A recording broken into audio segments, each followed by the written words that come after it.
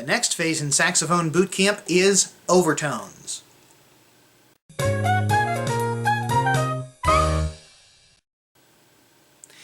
Years and years ago, Pythagoras discovered the basis of all Western music. If you take a string that is this long and you pluck it, it makes a fundamental. Dum. And then you divide it exactly in half and it creates an octave above that fundamental. Dum. And then you divide that exactly in half and it creates a fifth above that. Dum. Or a 12th above the fundamental. And then you divide that exactly in half and it creates a fourth above that, or 2 octaves above the fundamental. Dum.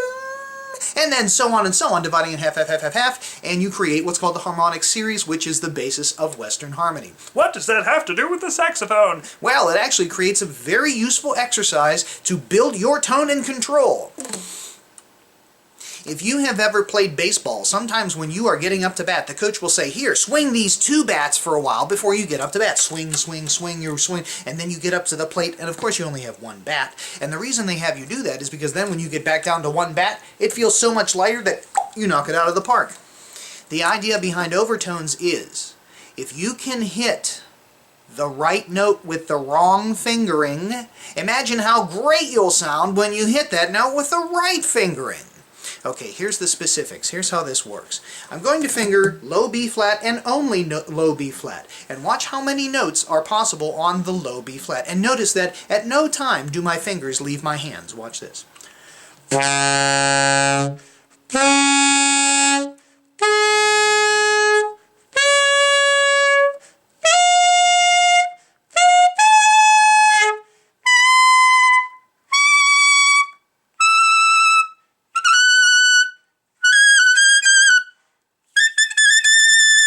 And there's guys that can go even higher than that. And that was actually the fundamental series that Pythagoras discovered that we spoke about at first. Here's how this pertains to you.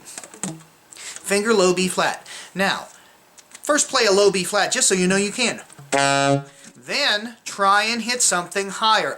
Let's refer back to the long tone episode. Every note has a perfect vowel shape. Let us make the perfect vowel shape for the top line F, which is actually the easiest one to hit. So, begin by playing that top line F. Okay, so then, oh yeah, finger low B flat, and you should make that high F come out. Every squeak you've ever squoke is not a squeak, it's really a note. Thank you, Dr. Seuss. But you know what? It actually was a squeak. Sorry, because you weren't doing it on purpose. But it was an overtone of what you actually wanted to come out. Now, these will sound like squeaks, some of them. Not a squeak. It's on purpose. It's an overtone. Once you can get the top line F to come out while fingering low B flat, well, then it's time to move on to all of the other ones. There's third line B flat, top line F, high B flat. The idea behind anaerobic exercise, that's where you, like, push against a wall. The idea is not to push over the wall. The idea is just to push and build muscles by just pushing. Well, it's the same thing here. If you can hit the top line F, then wrestle it down to that B flat third line.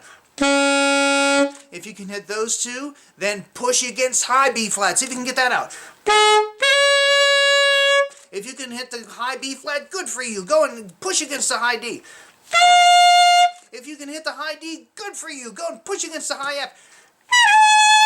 This is not a technique you're actually going to use when playing if you have really good manners. Now, don't get me wrong. There are a lot of modern players who use this technique to great effect, and it sounds fantastic. But most of the time, this is used as a warm-up exercise. When you are playing this, push against the next note you can't get. That's the point, to push and thus build.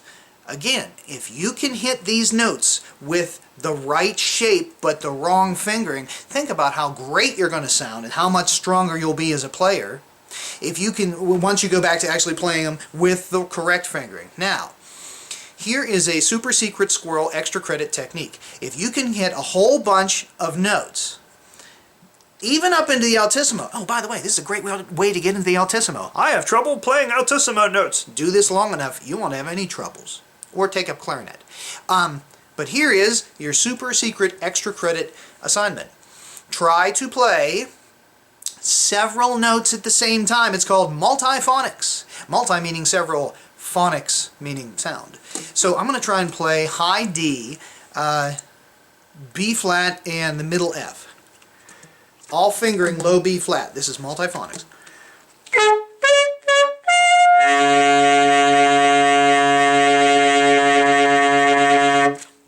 Not sure how well that came over the internet, but it's a pretty cool sound. I'll try it on B. I'm going to try and hit high D sharp, high B, and then high F sharp.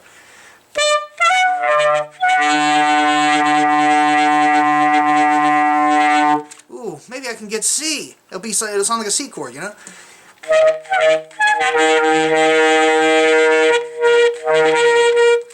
When you go for multiphonics, definitely something you won't usually use, but that is the be-all to end-all, I think, of the Overtone series. Okay, just to recap. Overtones are a way to hit the right notes with the wrong fingerings. They make you strong, and they make your vowel shape, refer back to long tones, even stronger. It's a way of swinging two bats when you only want one. The side effects of being very good at this, which, and remember, the idea is just to push. You don't actually have to get them. You just have to push against the ones you don't have. The side effects are, you will be a strong player. Your tone will be under your control, and it will sound great. You may even start to get some nice altissimo notes, and you will, if you progress far enough down the road as a jazz player, you will be able to use these in some very advanced and really cool improvisation techniques. And that is Overtones.